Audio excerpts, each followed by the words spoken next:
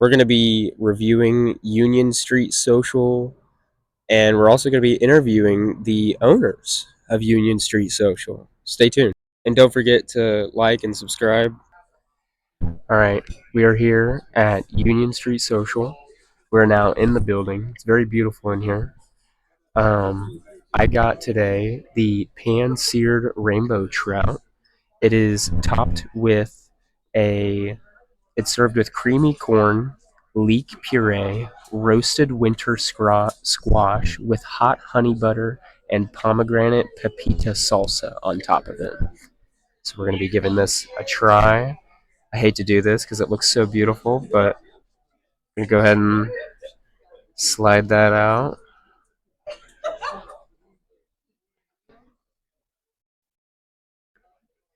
All right. Start to dig in here. And it falls apart. That is amazing that it just absolutely falls apart.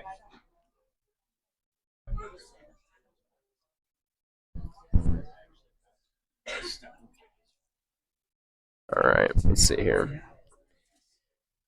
We're going to get some of this puree at the bottom. There we go. We got a part of the squash.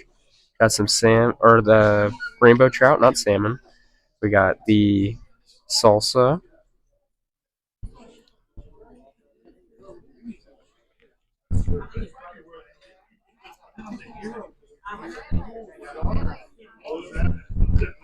Okay. This is actually better than I expected. This is really good.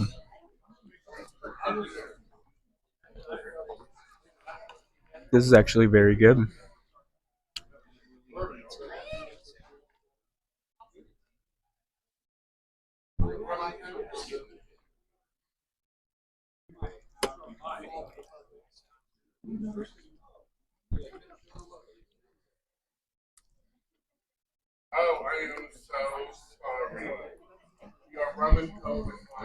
This is actually really good. Now, on top of this being really good, it's actually very ambient in here. A lot of ambient lighting. It's very beautiful. And the chairs. I really enjoy the chair shape. And my little kid feet can rest on the little footrest down here. I really like it in here. And they have a lot of different pictures, a lot of different like collectible items on shelves. It's really cool. And the staff is amazing as well.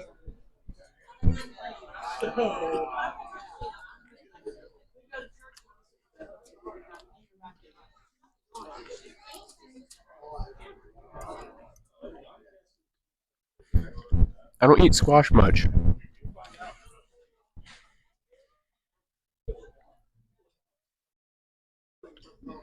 but this is good.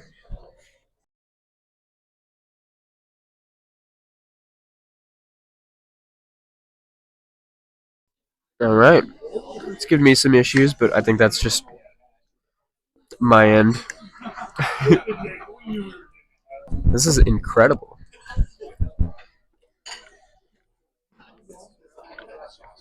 Get some more of that squash. Look at that big hunk of squash.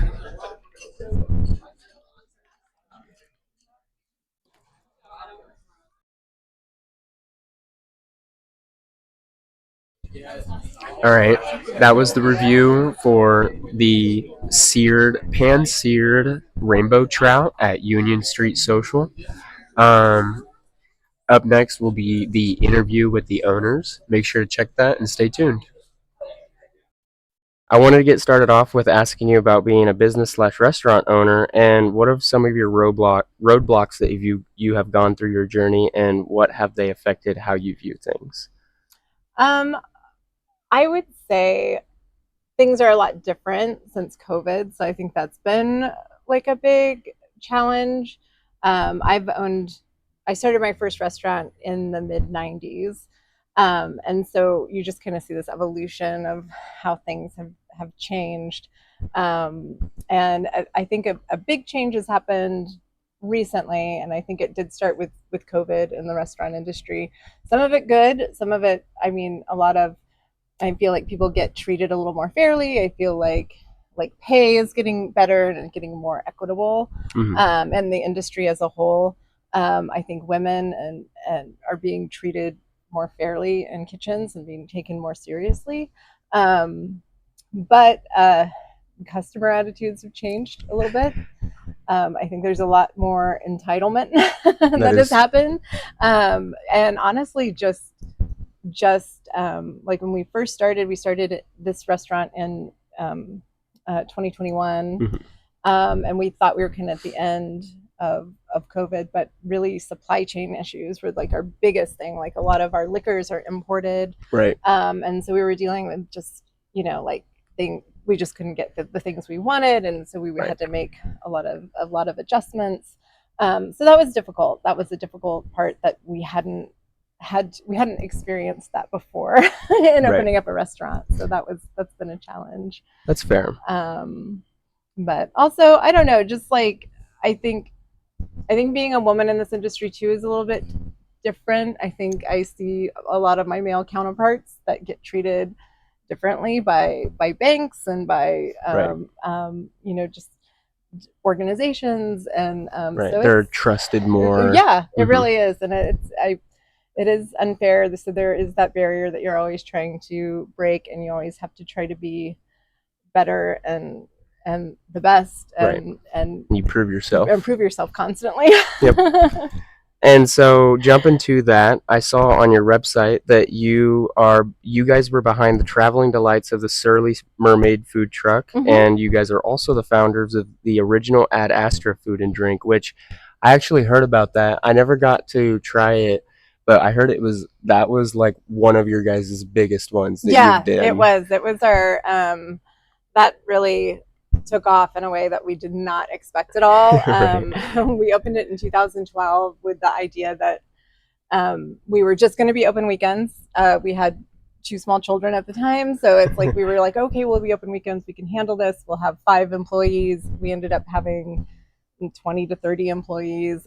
We Right. were slammed constantly. It was just insane, and we were working probably 100 hours a week. My husband and I both, just with even only being open 3 days a week, just doing all the prep and driving everywhere to like Right. get our products, and so it was a wild time. We had a huge following in Kansas City and Wichita, so that was really really cool. Yeah, I think I heard it from.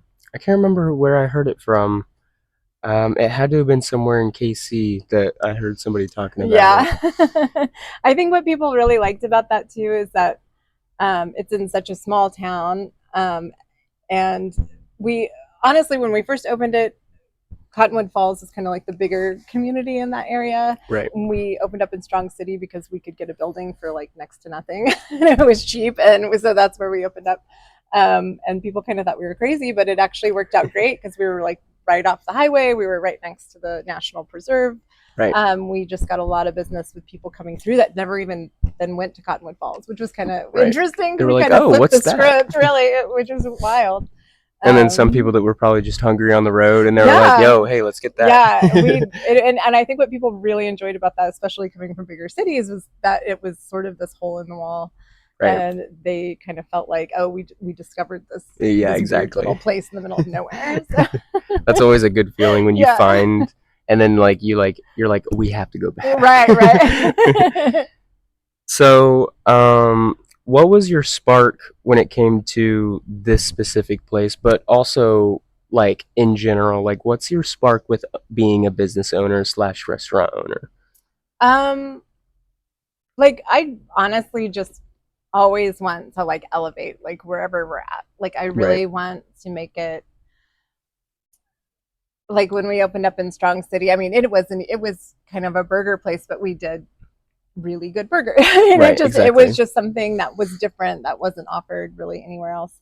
And that's kind of what we wanted to do with this place, was just have a place that was a little bit nicer, where people could come and get a really good dinner Right. and come get dressed up, we just felt like there really wasn't anywhere like that in Emporia when Yeah. we opened. Um, you know, it, So that's what we wanted to provide. We really wanted to elevate kind of like the cocktail scene, and really do some different things. Right. And I feel like we have kind of made an impact, at least in this community, with like at least educating people about like different things. Oh yeah. So Well, yeah. especially with when I went to, or whenever I was reviewing the food, your waiter, he gave me a whole description of the wine of the night, and Uh-huh. it was actually awesome. Like the types of wines that you guys get, I didn't think that here in Emporia you'd Yeah. be able to import that kind of stuff. Yeah, and we really, that's one of the things we really focused on, and we just wanted like a really, we don't have a lot of like what your typical wines, like what a lot of other people carry, Right. or like what you could just necessarily get off of the shelf at the liquor store. We like really like to bring in things that we find interesting.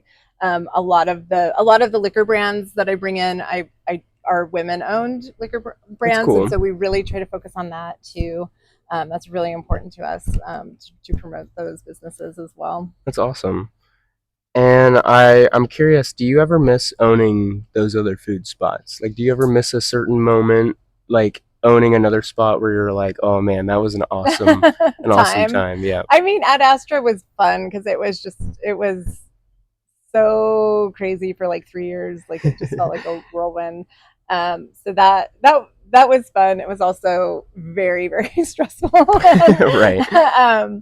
um, the food truck, sometimes I honestly, like when it's 100 degrees outside, I'm like, I really don't miss being in a food truck. And, Right. but there were parts of it that were nice, that we had a little more flexibility, and it was fun to be in the middle of events and things that were going Right. on downtown, where it's like, sometimes you feel like you're kind of stuck Right. Being right here. there with the community. Right. I So love that. yeah. And I love that you guys have created this like this push to be like an influence in flavor profile. Like that is that your menu is so diverse, and like there's a lot of different just stuff that if you haven't tried it, if you try it, you're probably gonna fall in love with it because Well, it's thanks. like you guys mix a lot of things very well, and especially here in Emporia, it's special Mm-hmm. because it's not like, we're not in KC. Honestly, Right. I love KC, but a place like this in KC would be looked at as normal. Yeah. Here in Emporia, it's like valued Right. here. And we really, honestly, we have dumbed down the menu a little bit. We had to, because Right. it's like we were really, at some point, like it's just like you have to make money to pay the rent. So, Right. so people were weirded out by a few things that we did in the beginning. That's fair. And so, in a newsletter that I read, written on the Emporia Gazette, I believe, it Mhm. was written in 2022. It says that you were a chef. I was curious, where did you go to culinary schooling at, and how long? Actually, I'm self-taught. Okay. I just come from a family of like really good cooks. That's And, fair. Yeah. I was a latchkey kid, so I kind of Okay. just learned how to take care of myself. But I instead of going to college, I opened up a restaurant when I was 20. Okay. Because I don't know Right? why You I just thought I wanted could to do wing that, it? but I did it. And so it's just kind of always been just something I kind of gravitated towards. Right, And and then you fell right into it. yeah, and I never honestly call myself chef. Like I've always been very like I don't know if I That's like fair. that.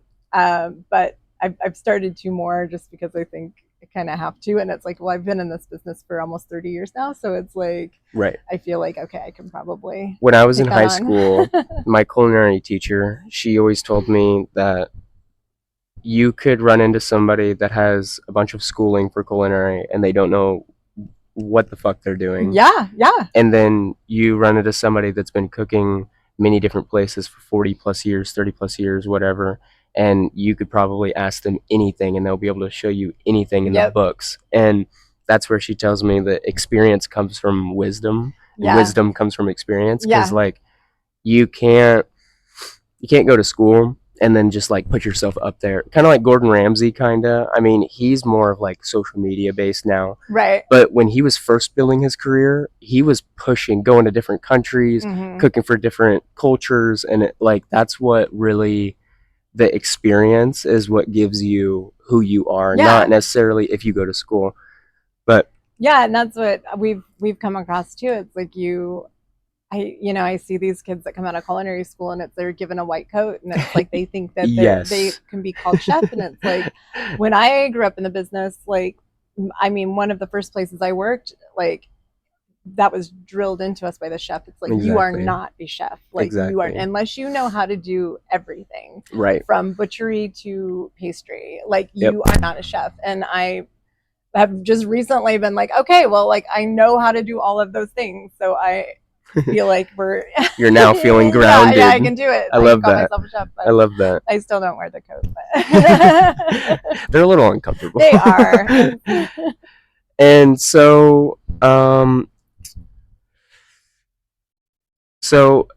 relating to the inside of the building, Mhm. whenever I was reviewing your food, I really loved how this place looks inside. You have a lot of beautiful pictures, a lot of like awesome collectible items on shelves and stuff like books and different vases. I saw that there was tigers over there, and Yeah. yeah, it's really cool. And I was curious if a lot of these things in the like location in your establishment are a meaning of you personally. Like, did you collect these personally and purposely find very old, like timey stuff to hang up in here? I don't. My aesthetic has always been like my house is like not quite like this, but there's like a version I love that.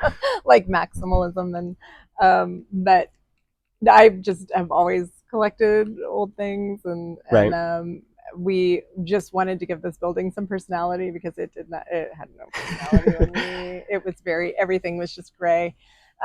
So we really tried to do some things just to sort of like zhuzh it up and make it more, Right. homey and comfortable. You guys are And very well, successful. thank you. It looks like it's just so like very homey in here. Thanks. Like especially over there on that stage area, it's like just very like especially and with the lighting on over there too, Hmm. and it like the low lighting. Like, did you guys purposely choose that kind of lighting or Yeah, and you can see like there's some actually fluorescent lighting that we use just for cleaning, right? but that's what was in here when we moved in. Oh, Like that's that's what they used awesome. was just the fluorescent lighting. So we put in all the ball lights and the sconces and stuff just to give it just a warmer feel, and it wasn't as harsh and Right.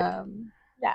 And so specifically these tiles up here, Uh-huh. were those originally there or did you guys find those? They were here. They've Okay, been those are event. We cool. arranged. They were like weirdly arranged, so we just tried to like do things that made So, sense. and what I've noticed here in town, like 627 for example, Hmm. their whole entire Yeah, they've ceiling got the is old tin. yeah, Yeah, and like it makes me very curious as to like that design. When was that design brought out? Like during like the 1900s or like maybe even like usually back before like the yeah, 1800s? 1800 because I bet That's that's like an cool. 1800 building. So And yeah, the it's pressed just tin. beautiful. Like Yeah. the way they put the craftsmanship into Hmm. them. And then not only that, if the Granada Theater, the way the Yeah. outside looks, Yeah.